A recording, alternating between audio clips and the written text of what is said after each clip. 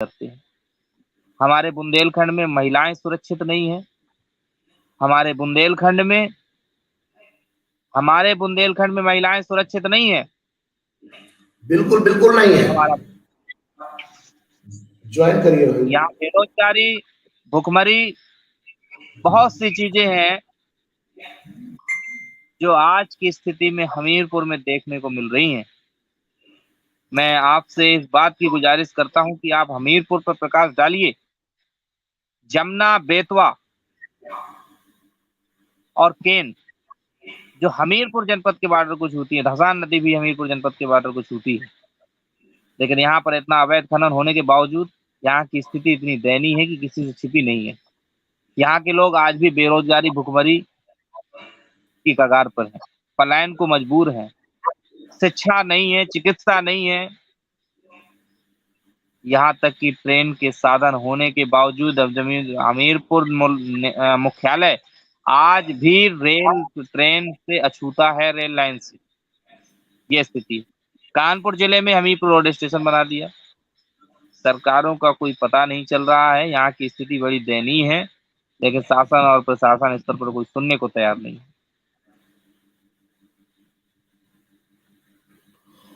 विनय तिवारी जी, आखिर ये वो बुंदेलखंड का खास करके हमीरपुर, बांदा, तो मैं अभी हमीरपुर के बारे में आपसे जानकारी चाहता हूं कि आखिर हमीरपुर में जो पलायन है वहां के नेता क्या कर रहे हैं? क्यों उद्योग की व्यवस्था नहीं कर पा रहे हैं? क्या जो वहाँ सांसद हैं आपके पुष्पेंद्र चंदेल जी हैं और वहाँ के जो क्षेत्रीय विधायक हैं, आखिर वो क्या कर रहे हैं? क्यों पहल नहीं संसद विधानसभा में उठाते हैं? मैं आपकी बात को बड़ी गंभीरता के साथ और बहुत मजबूती के साथ संक्षिप्त शब्दों में मैं अपनी बात पूरी रखूंगा। सबसे पहली चीज, जब आपने कहा कि जनप्रतिनिधि, हमीरपुर जनपद में पलायन एक सबसे बड़ी समस्या बनती चली जा रही है। यहाँ आप देखिए कि हम लोग आजादी का ये 75 वर्ष पूर्ण होने का अमृत महोत्सव मना रहे थे। देश को आजादी के 75 साल पूर्ण हो चुके हैं, लेकिन आज यदि हमीरपुर जनपद की स्थिति देखी जाए, यहाँ के जनप्रतिनिधियों की स्थिति देखी जाए, तो बुंदेलखंड को, जनपद हमीरपुर को लूटने का काम किया। पूर्व में बादशाह सिंह यहाँ के श्रम मंत्री रहे जनपद हमीरपुर से, कहीं कुछ नहीं हुआ। आज भी देखिए मौधा विधानसभा चली गई, लेकिन यहाँ क्या हुआ? यहाँ के जनप्रतिनिधि सिर्फ सरकारी पैसे पे अपना रुतबा और अपना भौकाल टाइट करने के लिए लोग जाते हैं। इनका सदन में कोई अस्तित्व नहीं है, अपना अस्तित्व खो चुके हैं। मतलब जनता की मूलभूत सुविधाओं से इन नेताओं को कोई मतलब नहीं है, आप यही कहना चाहते हैं? बिल्कुल।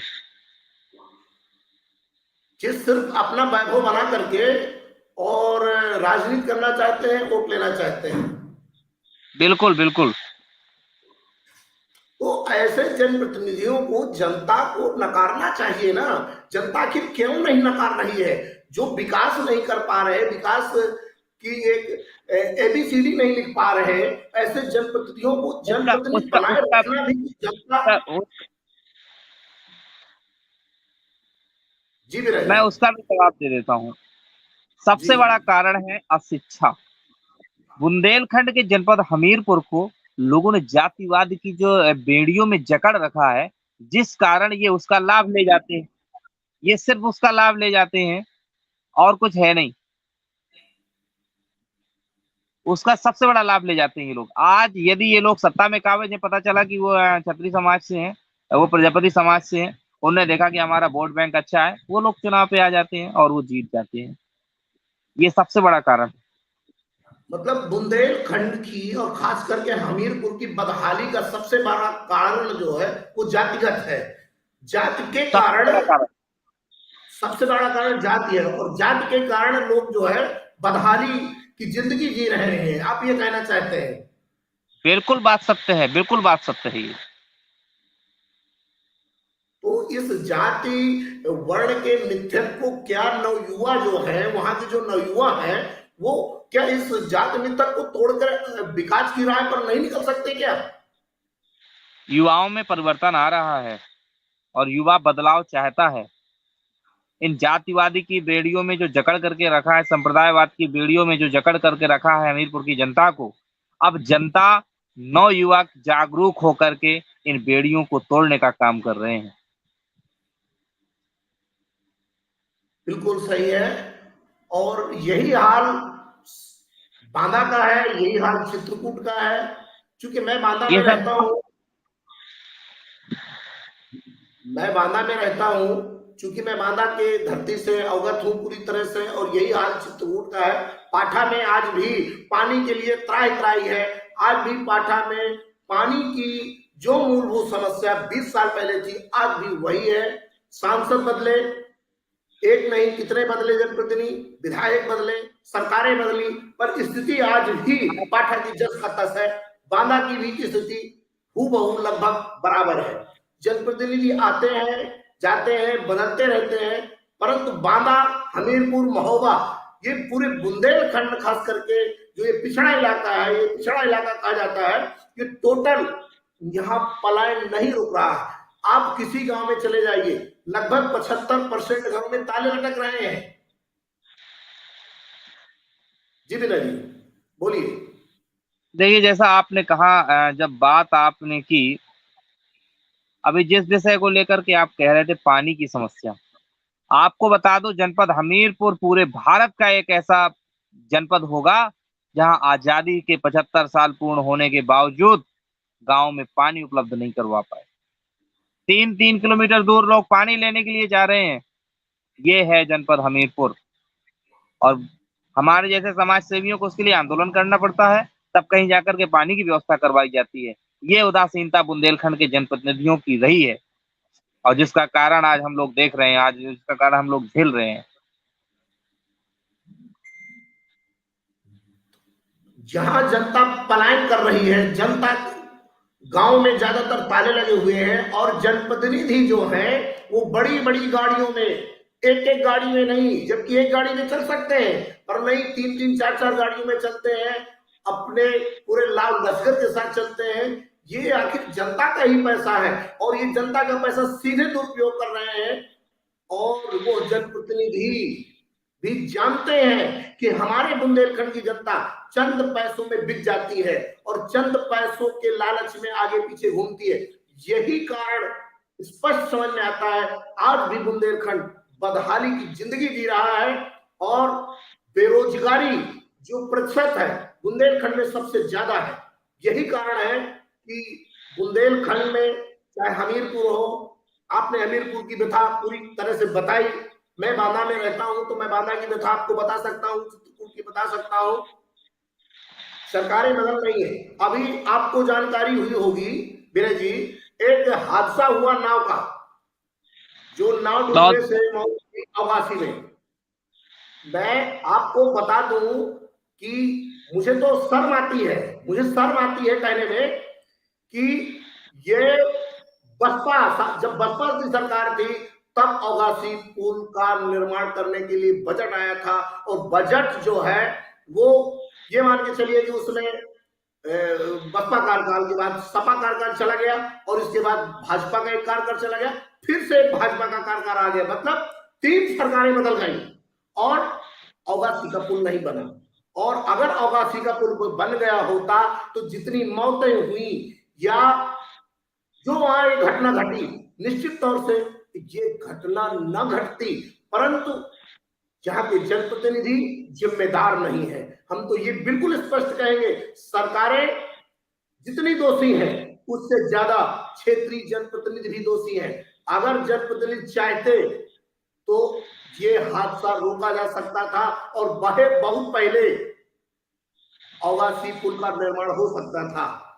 आपने वो हादसा देखा, कितना विभत्स हादसा था। परंतु यहाँ के जनप्रतिनिधियों ने राम भरोसे यहाँ की जनता को रखा हुआ है। और तो ठीक है, जनप्रतिनिधि तो ठीक ही है, वो विकास अपना कर रहे हैं, जनता भी देख रही है, और जनता भी चंद पैसों में जब बिक जाएगी तो जनप्रतिनिधि ऐसे ही मिलेंगे। तो ये पलायन मुझे नहीं लगता कि कभी भी बुंदेलखंड का रुकेगा। अगर यही जातिगत आधार पर यहाँ की राजनीति चलती रही और युवा जो पढ़ा लिखा युवा है वो भी यहाँ राजनीति की दलदल में फंसा हुआ है। अगर इसी तरह की राजनीति की दलदल में यहाँ लोग फंसते रहेंगे तो मुझे नहीं लगता बुंदेलखंड का कभी भी उद्धार होगा, बुंदेलखंड कभी विकास की राह पर चलेगा। पिछड़ा है और पिछड़ा ही बना रहेगा। हाँ, मोदी जी जैसे जैसे मोदी जी बोलते हैं ना कि 75 साल आजादी का जब महोत्सव मनाएंगे तो सब घर, हर घर को, व्यक्ति को पक्का मकान मिल चुका होगा, परंतु दुखद कितने घरों को मकान मिला, वही हाल यहाँ के जनप्रतिनिधियों को है। चुनाव के पहले कहते हैं, बड़े बड़े वादे करते हैं, परंतु मुझे नहीं लगता कि उनका एक भी वादा साकार होता है। बस बढ़ती हैं तो सिर्फ उनकी लंबी लंबी गाड़ियां, बढ़ते हैं तो उनके वैभव, बढ़ते हैं तो उनके विलास करने की जो तरीके हैं। और यह जरूर है कि उनके बच्चे ज्यादातर विदेशों में, बाहर बड़े बड़े उसमें पढ़ने लगते हैं। स्वाभाविक है जनप्रतिनिधियों का विकास हो रहा है बुंदेलखंड में, परंतु जनता का विकास दूर दूर तक मुझे नहीं दिख रहा। आप क्या कहेंगे विनय जी, बताएं। देखिए, जैसा कि आपने बताया होगा उसी के पुल वाली ये दुखद घटना हमारे बुंदेलखंड के लिए एक बहुत बड़ा विस्तार और बुंदेलखंड के लिए बहुत अपूर्णीय क्षति हुई है। और मैं उन मृतक आत्माओं के लिए शांति की कामना करता हूँ। सबसे बड़ा विडंबना ये है कि हम लोग हादसों को न्योता देते हैं। ये जनप्रतिनिधियों की कहीं न कहीं बहुत बड़ी घोर लापरवाही है। जिस क्षेत्र में, जिस जनपद में राज्य मंत्री हो, जिस जनपद में 4-4 विधायक हों, जिस जनपद में 1 एमएलसी और 1 सांसद, सब कुछ होने के बावजूद एक पुल जो 2007 के समय पे शुरू होता है और उसे हम लोग 22 तक कंप्लीट नहीं कर पाते हैं। 5 साल भाजपा की सरकार रह गई और गासी पुल क्यों नहीं बन पाया? क्या उनको जानकारी नहीं थी? क्षेत्रीय पुलिस प्रशासन को पता नहीं था कि जब नदियां उफान पर हैं और उस दौरान इस तरह की बोट में कम से कम 40 लोग भर करके जाते हैं, क्या पता नहीं था? मौत का न्योता देने का काम यहाँ की सरकार कर रही है। सरकार की जो जिम्मेदारी होनी चाहिए, उस जिम्मेदारी से सरकार भाग रही है। आज बुंदेलखंड के लोगों को आग में झोंक दिया, एक बार शोक संवेदना नहीं प्रकट की। मैं मौके पे वो वीडियो देख रहा था जहां पर कैबिनेट मंत्री साकेत सचान पहुंचते हैं, दिसंबर यादव जी पहुंचते हैं जो वहां के वर्तमान विधायक हैं। आप दोनों लोग पहुंचते हैं और वहां पर खिलखिल करके एक दूसरे पर आरोप प्रत्यारोप का दौर आजमाते हैं। क्या बुंदेलखंड के लोगों की जान इतनी सस्ती है? ये बुंदेलखंड का युवा आज जागरूक हो रहा है। मैंने देखा कि बहुत से लोगों ने सोशल मीडिया पर 45 लोग, 40 लोग नाव में बह गए, 32 लोग लापता रहे, 27 लोग आज तक लापता हैं, लेकिन एक भी कैंडल मार्च बुंदेलखंड पे नहीं निकाला गया। आखिर क्यों? सबसे बड़ा कारण ये है कि बीजेपी की सरकार है ना, सरकार के विरोध में कौन जाएंगे? अपनों का साथ नहीं कोई देना चाहता है, यहाँ सरकार का साथ देना चाहता है, यहाँ जातिवाद पर हावी होना चाहता है। मरने वालों में कोई, क्या किसी ने देखा कि कोई पंडित था कि बनिया था कि कोई कौन निषाद था, कौन था? क्या किसी ने नाम उजागर किया? मरने वाला प्रत्येक बुंदेलखंडी था।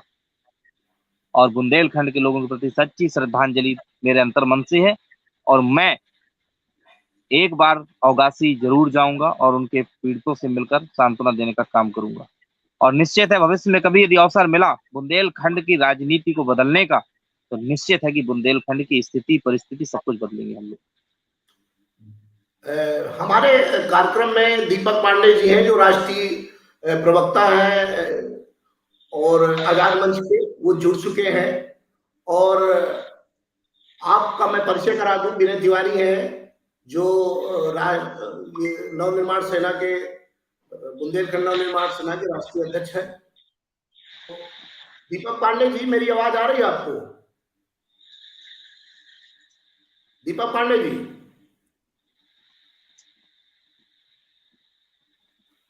दीपक पांडे जी, मेरी आवाज आपको आ रही है?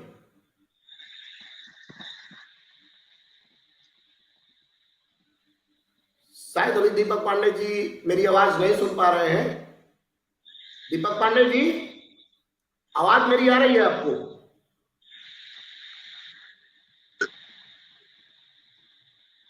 चलिए, अभी कोई तकनीकी गड़बड़ी है, दीपक पांडे जी की आवाज नहीं आ रही है, जैसे होगी बात फिर करेंगे। तो सर बिल्कुल आपकी बात से सहमत हूँ।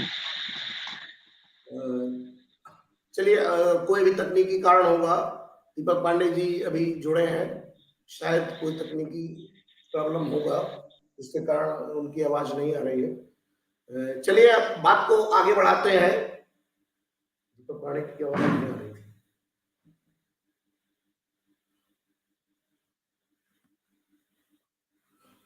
तो विनय जी, आपने बिल्कुल बहुत अच्छी बात करी कि आप जनप्रतिनिधि होने के नाते, एक समाज सेवी होने के नाते आप जाएंगे वहां और मिलेंगे, और मिलना भी चाहिए।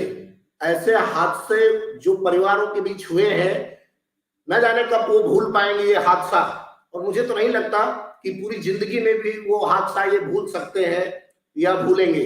मुझे नहीं लगता कि उन्हें यह हादसा भूलना भी चाहिए, परंतु निश्चित तौर से इसमें सरकारों से ज्यादा सरकारें तो दोषी हैं ही। मैं बिल्कुल स्पष्ट कह देना चाहता हूं कि सरकारें तो दोषी हैं, क्योंकि 3 सरकारों का कार्यकाल वहां निकल गया, और 3 सरकारों के कार्यकाल के बाद अभी तक पुल न बनना बहुत चिंताजनक स्थिति है।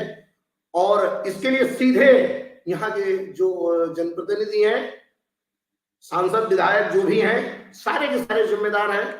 आज वो नैतिक अपने उससे बच रहे हैं, ये उनका काम है बचना, पर वो बच नहीं सकते। उनको जवाबदेही है, उनको जवाब देना पड़ेगा। जो भी सत्ता पे बैठा है, पद पे बैठा है, उसकी जवाबदेही बनती है। परंतु ये बुंदेलखंड का विनय जी आवाज आ रही है? ये जो पलायन है बुंदेलखंड का, क्या कभी रुकेगा? क्या बुंदेलखंड की कटाई मिल या कोई भी बुंदेलखंड में उद्योग लगा पाएगा? बांदा हो या मानिकपुर, क्या वहां पर व्यवसाय लग पाएगा? क्या कभी बुंदेलखंड के युवा को ऐसा दिन आएगा जब उसे बंबई, दिल्ली, मद्रास, चेन्नई, अन्य जगहों उससे ना जाना पड़े, उसे अपने ही बुंदेलखंड में रोजगार मिल सके? ऐसा वो दिन कब आएगा? मुझे तो नहीं लगता कि ऐसा दिन कभी भी आएगा, क्योंकि सोच यहाँ के नेताओं की ऐसी नहीं है, ना समझ में आ रही है। बस वही है कि अपने अपने पेट को भरने का काम कर रहे हैं। उनका, जनप्रतिनिधियों का तो विकास दिख रहा है, पर हमें नहीं लगता कि जनता का भी विकास दिख रहा है। दीपक पांडे जी बोले। आपको आवाज आ रही है मेरी? हाँ, आवाज आ रही है। अब मैं आपसे जानकारी चाहता हूं कि पलायन की स्थिति आपके जो चित्रकूट क्षेत्र की है, पाठा की है, वहां के विकास और पलायन के बारे में आप थोड़ा जानकारी देंगे? जी बिल्कुल, बताइए। आज बुंदेलखंड में जो सबसे बड़ी गहन, हेलो, हाँ आवाज आ रही है, ठीक है। हाँ कह रहा हूँ, आज बुंदेलखंड की जो सबसे बड़ी समस्या है वो पलायन, एक जो कैंसर होता है, कैंसर की बीमारी की तरह पलायन हमारे क्षेत्र पर लगातार फैल रहा है, विस्तार हो रहा है पलायन का। एक जो कहा जाता है विकास का विस्तार होना, तो हमारे बुंदेलखंड के चित्रकूट या बांदा, हमीरपुर, महोबा, ललितपुर, झांसी या एमपी के कुछ जिले ले लिए जाएं, तो जो बुंदेलखंड का जो सर्किल एरिया है, इन सब स्थानों से बुंदेलखंड में एक पलायन का विस्तार हो रहा है। कई ग्रामीण क्षेत्रों में, बड़गर के पाटा क्षेत्र में, रामनगर ब्लॉक में, राजापुर तहसील ब्लॉक, करबी ब्लॉक के अंतर्गत कई ऐसे गांव हैं जहां पर घरों से लोगों ने पलायन कर लिया है, सिर्फ किस लिए कि उनको एक अच्छा रोजगार उपलब्ध हो सके, जिस रोजगार से वो अपना पेट भर सके, अपने परिवार का पेट पालन कर सके। हमने कई क्षेत्रों को दौरा किया, बड़गढ़ साइड क्षेत्र के, जहां पर पलायन की स्थिति इतनी गंभीर है कि बुजुर्ग माँ बाप 80-80, 90-90 साल के बुजुर्ग माँ बाप खटिया पे लेटे हैं, उनकी सेवा करने वाला उनका बच्चा गुजरात में, जो प्रधानमंत्री का गृह जनपद है, जिसके गुजरात मॉडल 2014 में पेश किया गया, पूरा देश ने सराखों पर उस मॉडल को लिया और प्रधानमंत्री जी को यशस्वी प्रधानमंत्री बनाने में, जो मुख्यमंत्री से यशस्वी प्रधानमंत्री बनाने में जो जनता ने उनका सहयोग किया, आज वो वही क्षेत्र है। वोट देते समय सबने विकास, 15 लाख के साथ 1 करोड़ का जो विकास का वादा प्रधानमंत्री जी ने किया था, वो आज दीपक जी, मैं रोकूंगा आपको, आपसे ये जानना चाहता हूँ कि चित्रकूट और पाठा क्षेत्र से तो वहां से सांसद आते हैं आर.के. सिंह पटेल जी, और वो तो लगातार राजनीति में सक्रिय रहे हैं, तो क्या उन्होंने कोई ऐसी व्यवस्था नहीं की है या जनता को गुमराह कर रहे हैं, क्या है? देखिए, आर.के. सिंह पटेल जो वर्तमान से बांदा से सांसद हैं, और उनकी हेलो, हाँ आवाज आ रही है, ठीक है। उनकी राजनीति एक दर बदलू की, और उनकी राजनीति का कोई जात और धर्म नहीं है, ना ही उनकी राजनीति की कोई पार्टी बेस्ड राजनीति। आपने उनको देखा होगा, वो सपा में रहे, मंत्री रहे, सपा से बसपा में गए, बसपा से फिर वो से बीच में हवा चली, कांग्रेस में जा रहे, फिर वो भाजपा में आए। भाजपा में जब वो प्रथम बार जो विधायक बने वहां से मानीपुर क्षेत्र से, उसके बाद वो 19 में जब चुनाव हुआ उसमें सांसद बने। तो विकास वहां की स्थिति ये है, हाँ उन्होंने विकास वहां किया, किस चीज का विकास किया इसमें मैं आपको बता दूं, उनके पुत्र के वहां पर खनन में, और उनके पुत्र का वहां अवैध कामों में, अभी कुछ दिन पहले आपने देखा होगा किस प्रकार से एक ब्राह्मण व्यक्ति का ढाबा चल रहा था, उस ढाबे पर किस प्रकार से सांसद पुत्र ने आक्रमण किया अपने साथियों के साथ, उस ढाबे में तोड़फोड़ की। कुछ दिन पहले आपने एक वीडियो देखा होगा, करवी का था, पटेल चौराहा तिराहे के पास का, जहां प्रशासन उपस्थित था, वहां पर किस प्रकार से सांसद पुत्र के ओवरलोड ट्रक खनन के, अवैध खनन के जा रहे थे। हाँ, सांसद जी ने खुद का विकास किया है, जनता के वोट, जो जनता ने वोट दिया था विकास के लिए, उस विकास को उन्होंने अपने स्वयं के विकास के लिए उस वोट को इस्तेमाल किया है। ये आर.के. सिंह पटेल का वहां का क्षेत्र रहा। उसके बाद आर.के. पटेल जी की खुद की राजनीतिक अस्तित्व कुछ नहीं है, क्योंकि आज तक उनका कोई पार्टी बेस रहा ही नहीं है। वो दर बदलू किस्म के नेता हैं। आज वो भाजपा के साथ हैं, कल वो सपा के साथ चले जाएंगे, परसों वो बसपा के साथ चले जाएंगे। इनका इतिहास किसी एक विश्व पार्टी के साथ नहीं रहा। और विकास की स्थिति वहां पर आपको बता दूं, वहां आज वर्तमान में मानिकपुर में मानिकपुर अपना दल के विधायक जी हैं। दीपक जी, आपके चित्रकूट से मंत्री भी रहे 5 साल। हाँ, चंद्रिका प्रसाद उपाध्याय जी, चंद्रिका प्रसाद उपाध्याय जी मंत्री भी रहे। क्या उन्होंने पलायन के विषय में कुछ सोचा? देखिए, चंद्रिका प्रसाद उपाध्याय जी ने, हेलो, हाँ आवाज आ रही, ठीक है। चंद्रिका प्रसाद उपाध्याय जी ने खुद के पलायन के बारे में सोचा है, ना कि युवाओं के पलायन के बारे में सोचा था। हेलो, आप ये कहना चाहते हैं कि जो जनप्रतिनिधि हैं वहां, वो कुल मिला के कितना विकास कर रहे हैं? देखिए, चंद्रिका प्रसाद उपाध्याय जी का मैं आपको बता दूं, जिन विधायक जी की ईमानदार छवि थी, उन विधायक जी की 5 साल में सैलरी क्या कहते हैं 12 करोड़ हो गई, जो सैलरी 2.5 करोड़ थी। इतनी ईमानदारी थी उनके पास। उसके बाद इतनी ज्यादा एक और ईमानदारी आप देखेंगे यहाँ पर क्या कहते हैं, सती अनसुईया के पास एक रोड का निर्माण हुआ, चंद्रिका प्रसाद उपाध्याय जी ने उसमें शिलान्यास किया। पीडब्ल्यूडी मंत्री केशव प्रसाद मौर्य जी का वो ड्रीम प्रोजेक्ट कहा गया, और वो बरसात में पूरा बह गया। ये विकास हुआ वहां पर। ये ईमानदार छवि के नेता थे। सुनने में आया जब वो कन्नौज में उनकी पोस्टिंग थी, वो प्रशासनिक अमले में थे, तो वहां पर वो हनुमान जी की कसम खिलाया करते थे कि कोई घूस नहीं लेगा, कोई करप्शन नहीं करेगा। सुनने में आया, मैं तो देखने गया नहीं हूं, लेकिन जो हकीकत मैंने चित्रकूट में उनके 5 साल की देखी, तो आपको बता दूं, भारतीय आजाद मंच की पहल से जब भारतीय आजाद मंच के कार्यकर्ताओं ने पहल की, तब ग्राम पंचायत भगवतपुर के पास, जो चंद्रिका प्रसाद उपाध्याय जी के रसिन गांव से केवल 2 किलोमीटर की दूरी पर है, उस गांव से भगवतपुर पंचायत के पास एक निर्माणाधीन पुल का निर्माण नहीं करवा पाएंगे। भारतीय आजाद मंच के कार्यकर्ताओं ने जब विरोध किया, इनका पत्र लिखा हम लोगों ने, और मेरे पास पत्र की कॉपी है। यदि भाजपा के किसी नेता को कॉपी देखनी हो तो मैं उनको मेल कर सकता हूं, या तो भारतीय आजाद मंच के ट्विटर पर जाकर उस कॉपी को देख सकते हैं। हमने स्वयं पत्र लिखा केशव प्रसाद मौर्य जी को। हमारे राष्ट्रीय अध्यक्ष जी ने केशव प्रसाद मौर्य जी से उस मुद्दे पर मुलाकात किया, फोटो है हमारे पास, वीडियो है उस पुल के लिए। तब जाके उस पुल के लिए बजट पास हुआ। अब पास होने के बाद चंद महीने बचे थे सरकार के, चुनाव आ गया। आज उस पुल की इतनी स्लो स्थिति से काम हो रहा है कि जिसकी कोई सीमा नहीं है।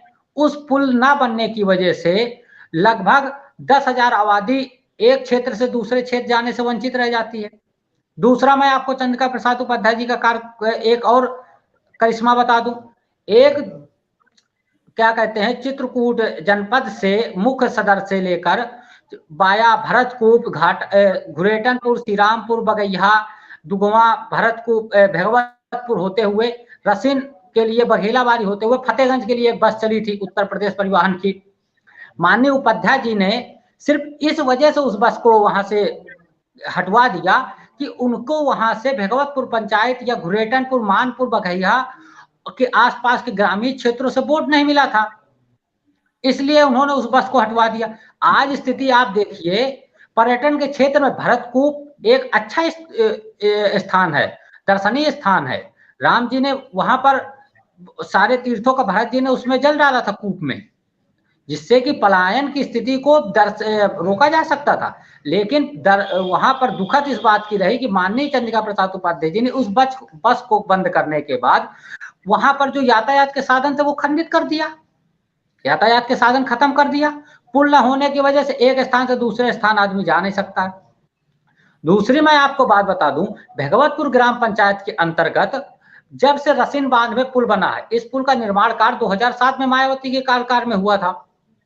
उसके पुल के बांध के निर्माण कार्य जो रसिन गांव में हुआ था 2007 में मायावती कार्यकाल में हुआ। उस बांध के निर्माण के बाद से रसिन के बाद जो सारी पंचायतें आती थी, भगवतपुर हो, उधर फतेहगंज साइड की जो भी चीजें पंचायतें आती थी, सारी पंचायतों की जो लगभग मैं आपको भगवतपुर पंचायत की स्थिति बता दूं तो हमारी ग्राम पंचायत क्षेत्र में लगभग 100 बीघे से ज्यादा फसल आज बंजर हो गई, जमीन उपजाऊ भूमि बंजर हो गई, क्योंकि वहां जल भराव हो गया। जनसाधन निकलने के लिए कोई प्रशासन ने व्यवस्था नहीं किया और वहां जो है जल भराव हो गया। किसान जो जमीन से जुड़ा व्यक्ति था वो आज फसल उपजाऊ के लिए उपजा नहीं सकता उस क्षेत्र में, क्योंकि जल भराव है। दूसरा जो क्षेत्र रहा फतेहगंज से जो बदौसा मार्ग की तरफ से, इस क्षेत्र में अन्ना पशु थे, इतने ज्यादा थे।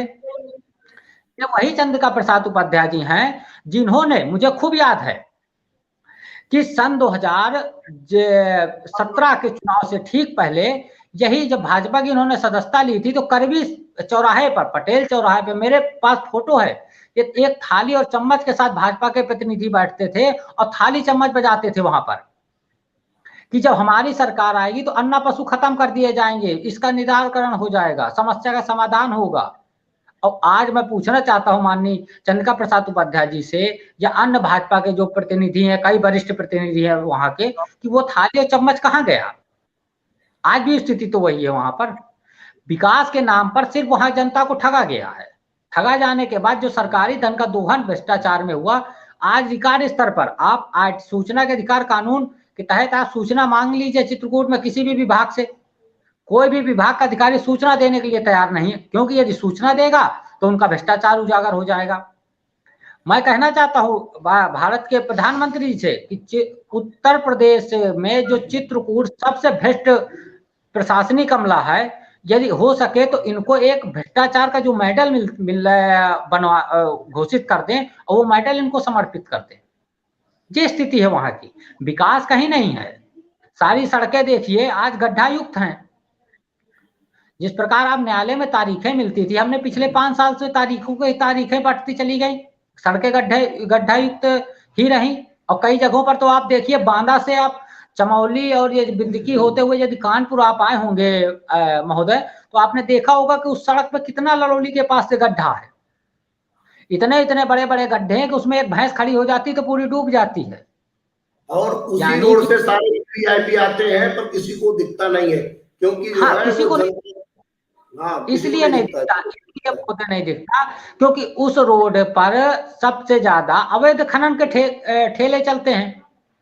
अवैध खनन उसी रोड के माध्यम से होता है, और उस रोड का जो अवैध खनन का पूरा ठेका है वो जनप्रतिनिधियों के हाथ में है। जो भाजपा के जनप्रतिनिधि सारे अवैध खनन में लिप्त हैं, तो कहां से किस चीज का विकास होगा? हर बंदा इनकी सरकार में आप भ्रष्टाचार करिए, आपका कोई वो नहीं होगा। जो प्रधानमंत्री 8 साल सरकार चलाने के बाद लाल किले के प्राचीन से 15 अगस्त को भाषण देते हैं, उनको भ्रष्टाचार की बात ये कहते हैं, तो सोचने वाली बात है कि आपकी जो अन्य राज्यों में सरकार है भाजपा की, वहां क्या हुआ है? भ्रष्टाचार ही तो हो रहा है। बुंदेलखंड एक्सप्रेसवे सबसे बड़ा भ्रष्टाचार है। उद्घाटन के 1 हफ्ते बाद बुंदेलखंड एक्सप्रेसवे बह गया। अभी आपने देखा होगा चित्रकूट में भाजपा की चिंतन शिविर लगा था, आप लोगों ने उसका क्या कहते हैं, वहां गए होंगे, आप लोगों ने प्रसारण भी किया होगा अपने चैनल के माध्यम से। लेकिन किसी भी किसी भी जनप्रतिनिधि, स्वयं मुख्यमंत्री जो उस फीताशाही में उपस्थित है जब बुंदेलखंड एक्सप्रेसवे का उद्घाटन हो रहा था जालौन जिले से, तो उद्घाटन होने के चंद दिन बाद ही वो चिंतन शिविर चित्रकूट में लगा था। लेकिन किसी जनप्रतिनिधि की इतनी हिम्मत नहीं पड़ी कि उस एक्सप्रेसवे से, जो वहां से चिल्ला के बता रहे थे कि चंद 6 घंटों में दिल्ली आप पहुंच जाएंगे, 4 घंटे में आज क्या कहते हैं राजधानी लखनऊ पहुंच जाएंगे, लेकिन किसी भी प्रतिनिधि ने जो है उस हाईवे का इस्तेमाल करके चित्रकूट में 4 घंटे में पहुंच गया, क्योंकि उन्हें डर था कहीं सड़क में यदि हम निकल गए तो किसी जगह धंस गए, पता लगा समाधि हमारी बन गई, क्योंकि भ्रष्टाचार तो इन्होंने ही किया था। ये स्थिति है यहाँ की। यदि आप सच्चाई बोलेंगे तो होगी हमारे ऊपर। आपको क्या लगता है कि बुंदेलखंड का पलायन क्या कभी रुकेगा या इसी तरह चलता रहेगा? जब तक बुंदेलखंड का युवा, हेलो, हाँ आवाज आ रही है, आप तो एक बार पुनः दोहराइए। बुंदेलखंड का पलायन जी क्या इसी तरह चलता रहेगा या कभी रुकेगा भी? क्या बुंदेलखंड का विकास हो पाएगा? और बुंदेलखंड का विकास अगर नहीं हो पा रहा तो उसका जिम्मेदार कौन लोग हैं? देखिए, बुंदेलखंड के अंदर एक चीज नहीं, बुंदेलखंड देखिए, पलायन कोई बड़ी समस्या नहीं है। आपने देखा होगा चुनावी रैलियों में हमने फला जगह पर डिफेंस कॉरिडोर का शिलान्यास कर दिया, हमने फला जगह पर जो है क्या कहते हैं मंडी का उद्घाटन कर दिया। उद्घाटन और फीताशाही से यदि हम बाहर निकल आए और जो हमारे ऊपर एक जुमलेबाजी का जो चश्मा चढ़ा रखा है बुंदेलखंड की जनता ने, इस चश्मे को यदि बुंदेलखंड की जनता हटा दे तो बुंदेलखंड की जनता स्वयं पलायन को रोक सकती है। आप प्रधानमंत्री जी ने एक शब्द कहा था, आत्मनिर्भर बनो, तो उन्होंने इस चीज को बताया था उस लोगों के लिए जो गुजरात में काम कर रहे थे, बुंदेलखंड के लोग, कि आप अपने क्षेत्र में जाइए, आत्मनिर्भर बनिए। हमें बुंदेलखंड के युवाओं को आगे आना पड़ेगा, हम आपको आगे आना पड़ेगा, क्योंकि स्थिति आज हमारी खराब है, जनप्रतिनिधियों की खराब नहीं है। ये 5 साल के लिए चुने जाते, इनको जीवन भर पेंशन मिलेगी। आज स्थिति देखिए, सरकारी नौकरी करने जाएंगे आपकी पेंशन खत्म है, ये एक बार चुने जाएंगे तो आजीवन इनको पेंशन जन सुविधाएं मिलेंगी, आपको नहीं मिलेंगी। इसलिए आप स्वयं आगे आइए, और स्वयं आगे आकर जब लोकतंत्र की बात आती है, लोकतंत्र में मताधिकार की बात आती है, तो आप अपने मताधिकार का प्रयोग करते समय जाति, धर्म, भाईचारा, ये सारी चीजों को हटाकर वोट करिए, तो पलायन रुकेगा। पलायन फिर एक स्थान, यदि बुंदेलखंड के अंतर्गत बंद पड़ी फैक्ट्रियों को, चाहे वो बांदा की कतराई मिल हो, बांदा की शुगर मिल हो, बरगढ़ की कांच फैक्ट्री हो, ये सारी यदि खोल दिए जाएं, यदि आज मैं आपको बता दूं बरगढ़ स्थित जो कांच फैक्ट्री जिसका उद्घाटन 1992 में राजीव गांधी जी द्वारा किया गया था 91 में, उस फैक्ट्री को यदि खोल दिया जाए तो लगभग 10,000 लोगों को रोजगार मिल जाएगा वहां। आप, मैं नहीं कहता आप नई फैक्ट्री डालिए, क्योंकि आप जो नई फैक्ट्री डालेंगे तो उसके लिए आप जमीन का अधिग्रहण करेंगे, वो जमीन क्या होगी, मेरे किसानों की होगी, जिससे किसान पेट भरता है। चंद पैसे देकर आप उसके पेट को बंद करने का जो काम करते हैं, ये दुर्भाग्यपूर्ण है। आप बुंदेलखंड में सोलर प्लांट लगाइए, बुंदेलखंड पर्वतीय क्षेत्र है, केन नदी में एक ऐसा पत्थर पाया जाता है जो कई आकृतियों से ग्रसित उसमें आकृतियां होती हैं, आपने देखा होगा उस पत्थर को। हाँ, उसमें इतनी अच्छी आकृति होती हैं, वो हीरे की तरह पत्थर होता है। केन नदी में बालू, ऐसी बालू है जिससे हम कांच का निर्माण कर सकते हैं। ऐसी चीजों को हम लाए आएंगे, क्यों नहीं पलायन रुक सकता है। हम हर क्षेत्र में पंचायत और पहले पंचायत में पलायन के लिए एक रोजगार उपलब्ध कराएं, जो उसके बाद हम ब्लॉक स्तर पर रोजगार के लिए जो आपके जिले में सेवा योजन कार्यालय, इनसे हम रिपोर्ट क्यों नहीं मांगते हैं कि आपने अपने क्षेत्र में कितने लोगों को रोजगार दिया। बांदा का सेवा योजन कार्यालय तो मुझे लगता है उसको जंग खा गई होगी कि वहां की तो जंग खा गया होगा। चित्रकूट का तो उसमें तो पेड़ उगाए हैं रोजगार की जगह पर। ऐसी स्थितियां हैं।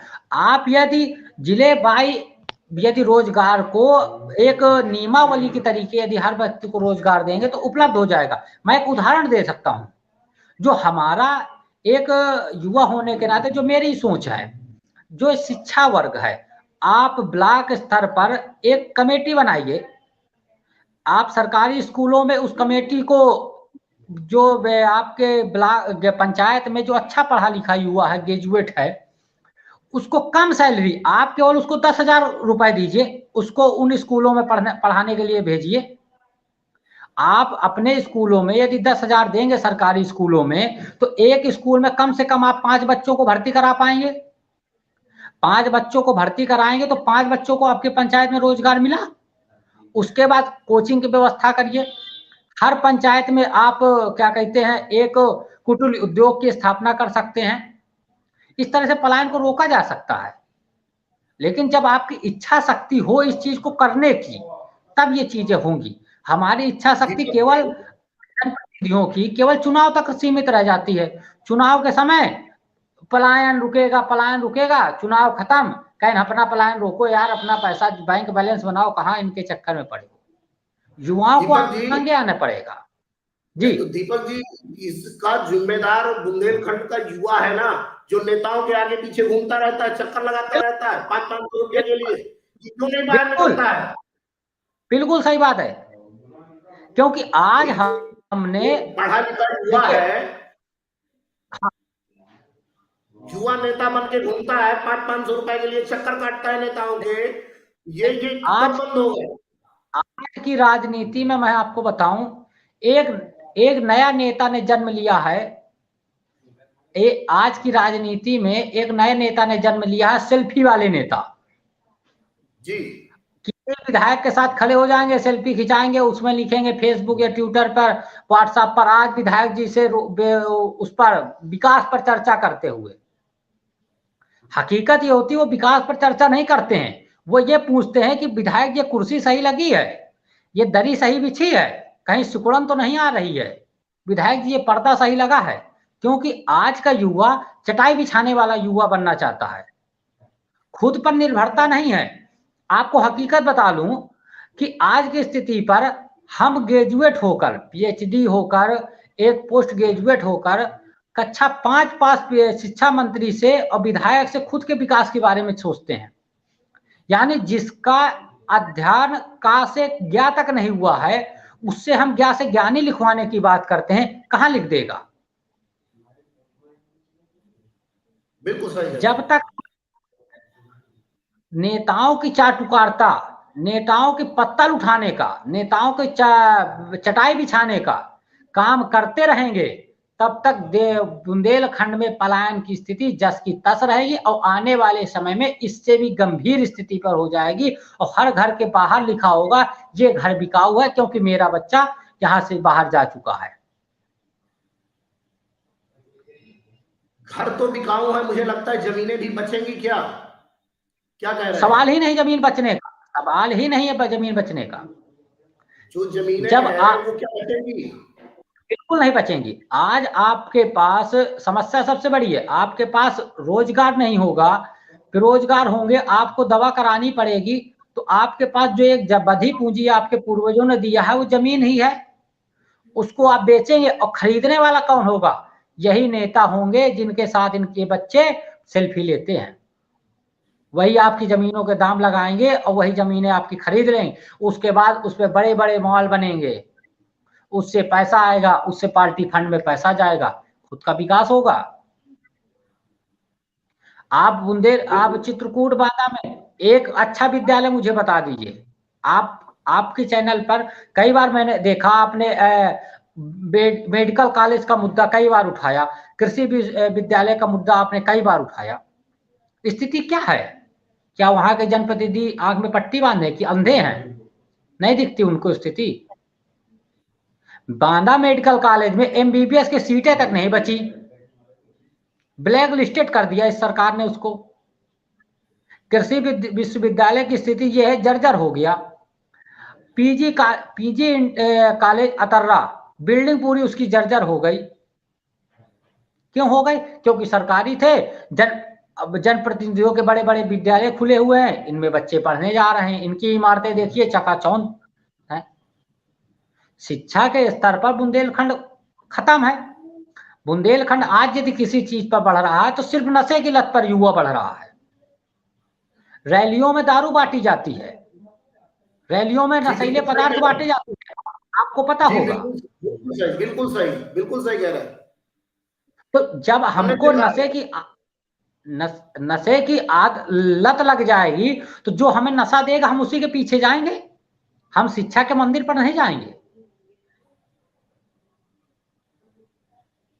तो आपका कहना ये है, हाँ, आप ये कहना चाहते हैं कि निश्चित तौर से पलायन रुक सकता है अगर युवा जागरूक हो जाए, और युवा को जगने में बहुत समय लग रहा है बुंदेलखंड में, क्योंकि लगातार बुंदेलखंड का जो युवा है, युवा नेता बनने के चक्कर में नेताओं के आगे पीछे घूम रहा है, अपने अधिकारों की बात नहीं कर पा रहा।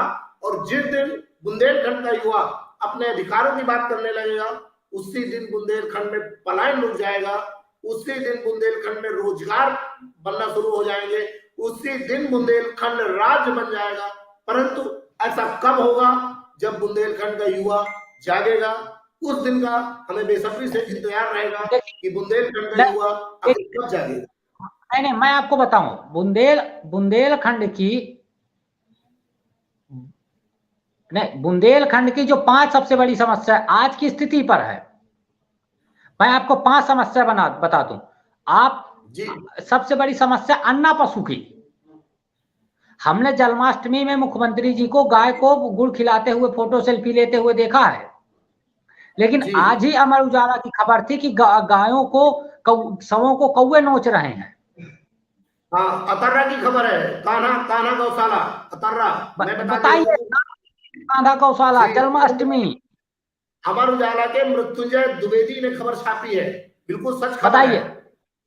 जी। नाम गौशाला का नाम सुनिए, जिसने गौओं की सेवा के लिए, अब गौओं की सेवा के लिए नामों से जाना जाता था, वो बालकृष्ण, उनके नाम पर कान्हा गौशाला। उस पर गांव की स्थिति, पहला अन्ना पशु, दूसरी रोजगार, तीसरा पलायन, चौथा स्वास्थ्य, 5वां शिक्षा। ये 5 समस्याएं यदि एक हो जाती हैं तो वहां आदमी पीड़ित हो जाता है, और आज बुंदेलखंड का आदमी पीड़ित है। यदि युवा इन 5 समस्या का हल कर लेगा, अन्ना पशु की समस्या का हल हो सकता है। मैं आपको बिल्कुल छोटा सा उदाहरण दे दूं, गाय के दूध का जो रेट है उसको आप सुनिश्चित कर दीजिए, उसके बाद आप एक पंचायत बार कमेटी बनाकर गांव को चिन्हित करिए कि कौन किसकी गाय है। उसको बांधने, जो किसान उसको बांधे हुए है उसके बाद उसको छोड़ देता है, उसको आप कानूनन दंड दीजिए, ऑटोमेटिक कम हो जाएगा। उसके बाद अच्छी नस्ल की गायों का प्रजनन आप करवाएंगे, दुधारू गाय होंगी, हर व्यक्ति गाय बांधेगा। तीसरी रही रोजगार की बात। आप कह रहे हैं कि इसमें एक प्रकरण चलना चाहिए कि जो बछड़े हैं उनको नस्ल उनकी मतलब बंद कर देना चाहिए, और जो गाय है अच्छी नस्ल की गर्भाधान करा करके और उन्हें नई नस्ल की अगर बनाया जाए तो गायों की समस्या खत्म हो सकती है। बिल्कुल बिल्कुल बिल्कुल बिल्कुल, ये समस्या बिल्कुल खत्म हो। ये सरकार को बछड़ों के लिए बधियाकरण और गायों के नस्ल सुधार के लिए बिल्कुल अभियान चलाना चाहिए, परंतु ये अभियान नहीं चल पा रहा है। क्या मंशा है सरकार की, ये तो सरकार जाने। आपको याद होगा नोएडा की बुंदेलखंड की बदहाली जो चल रही है, क्या आपको लगता है कि बुंदेलखंड का जो बांदा का जो उद्योग है, जो वो पड़ी हुई है क्या कताई मिल या बरगढ़ की, क्या चालू हो पाएगी भाजपा के इस कार्यकाल में? नहीं चालू हो पाएगी, नहीं चालू हो पाएगी, बिल्कुल नहीं चालू हो पाएगी, क्योंकि ये सरकार सिर्फ दिखावे की राजनीति करती, जमीनी स्तर पर ये सरकार फेल है। 5 साल आप सोचिए, आपने जिसको 5 साल दिया हो अपने विकास के लिए, वो फिर आपके चुनाव में आकर कहे कि मुझे 5 साल और चाहिए, तो आप उससे क्या उम्मीद करेंगे? 5 साल अंधकार, 5 साल बड़े दावे किए गए थे कि इस बार बरगढ़ फैक्ट्री और कताई मिल चालू की जाएगी और मुफ्त एक गन्ना मिल और लगाई जाएगी। अरे गन्ना मिल कहां से ये लगा दें? पहले ही पूर्वांचल के किसानों का, पश्चिमी उत्तर प्रदेश के किसानों का गल्ले के गन्ना का जो बकाया उसी का रेट ये दे दें। किसानों पर जो अब कर्ज लदे हुए हैं बैंकों के, वो कर्ज ही ये उतार दें। किसानों को जो फर्जी बिजली के बिल भेजे जा रहे हैं वही ये कम करा दे। इन्होंने अपने चुनावी घोषणा पत्र में कहा तो था, आपने पढ़ा होगा उस घोषणा पत्र को, उसमें आपने देखा होगा किस प्रकार से इन्होंने लिखा था, बिजली बिल के कम किए जाएंगे किसानों के। कम हुए? 4 महीने से ऊपर सरकार को हो गए, कहाँ कम हुए? आप बता दें हमको। और तो ये कृषि सिंचाई के लिए ये तो बिजली बिल संशोधन कानून ला रहे हैं लोकसभा में, जिसको लेकर किसान यूनियन धरना प्रदर्शन करने वाला है। ये किसानों के ट्यूबवेल में मीटर लगवा रहे हैं। जी, स्थिति ये है यहाँ की, कहीं कुछ नहीं उद्धार होना।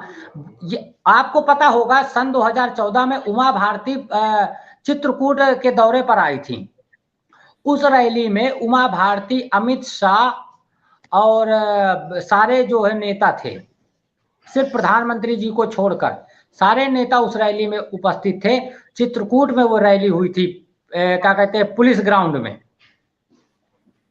उस रैली में उमा भारती ने कहा था कि जिस दिन केंद्र में मोदी जी की सरकार बन जाएगी पूर्ण बहुमत की, उसी दिन बुंदेलखंड राज्य का निर्माण हो जाएगा। एक बार नहीं, 2 बार प्रधानमंत्री जी बन गए, 2 बार मुख्यमंत्री योगी आदित्यनाथ बन गए। वो फाइल कहाँ गई? और वो उमा भारती कहाँ गई जो चिल्लाती थी कि बुंदेलखंड राज्य हम बनवाएंगे? ये जुमलों की सरकार अगर कह दे तो गलत नहीं होगी। आपको बताओ, अभी आपने नोएडा में रैली भई थी, प्रधानमंत्री जी ने कहा था कि सरकार गठन होने के 1 माह के अंदर अन्ना पशुओं की समस्या को खत्म कर दिया जाएगा।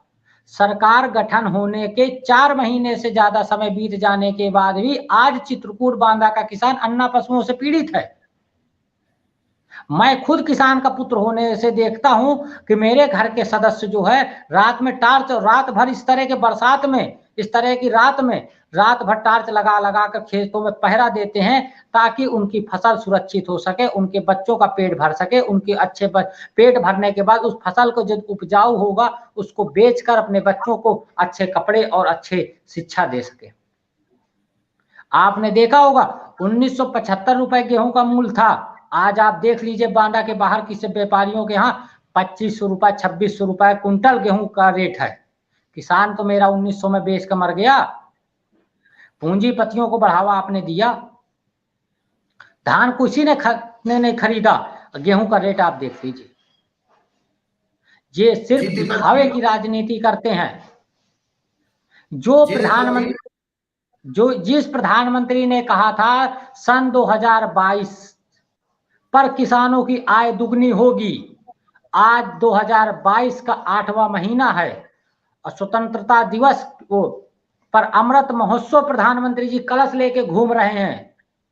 आज मैं पूछना चाहता हूं कि वो शब्द कहां गया जब किसानों की आय दुगनी होनी थी? वो शब्द कहां गया जब हर घर नल लगना था? वो शब्द कहां गया जब हर सर पर छत पक्की होनी थी? वह शब्द कहां गया कि मैं 2022 तक हर व्यक्ति को रोजगार दे दूंगा? कहां गए वो शब्द? क्या आप बताइए, आप बुंदेलखंड से आते, क्या किसानों की आय दुगनी हुई? मैं पूछना चाहता हूं उनके जनप्रतिनिधियों से, बता दें। मैं इनको मैं बताना चाहता हूं क्या चीज दुगनी हुई है। सिंचाई का रेट दुगना हुआ है, डीजल के रेट दुगने हुए हैं, किसानों की आय खत्म हुई है, उसके बाद किसानों का कर्ज दुगना हुआ है, किसानों के बच्चों की शिक्षा का स्तर खत्म किया है सरकार ने, किसानों को आत्महत्या करने पर मजबूर किया है। ये सब चीजें हुई है सरकार ने। चले दीपक जी, धन्यवाद आपका चर्चा में शामिल होने के लिए। चर्चा को हम यही जवाब देते हैं और आशा करते हैं कि पुनः आपको पुनः शामिल किया जाए।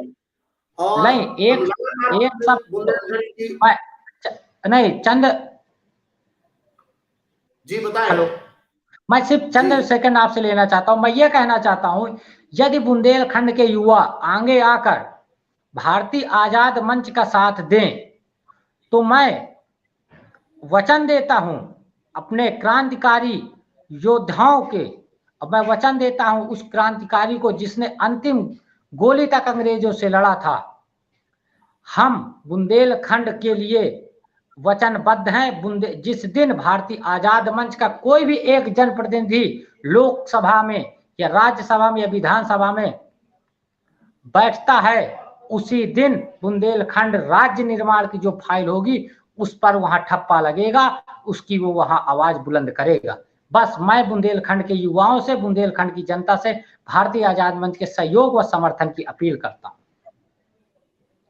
बुंदेलखंड का किसान मेरा किसान है, बुंदेलखंड का युवा मेरा युवा है। हम सबको आगे आकर बुंदेलखंड को आगे बढ़ाना होगा, क्योंकि ये हमारी आपकी खुद की समस्या है और खुद की समस्या को निराकरण करने के लिए खुद को आगे आना पड़ेगा। धन्यवाद दीपक जी। ये दीपक जी थे जो राष्ट्रीय आजाद मंच के राष्ट्रीय प्रवक्ता थे। आज की वार्ता को यही समाप्त करते हैं और बुंदेलखंड के पलायन पर हम चर्चा लगातार करते रहेंगे जब तक कि बुंदेलखंड का पलायन रुक न जाए, जब तक कि बुंदेलखंड के जनप्रतिनिधि बुंदेलखंड की विकास की बात नहीं करते। हम बुंदेलखंड पलायन, बुंदेलखंड की बदहाली के बारे में चर्चा करते रहेंगे, लगातार करेंगे और इस चर्चा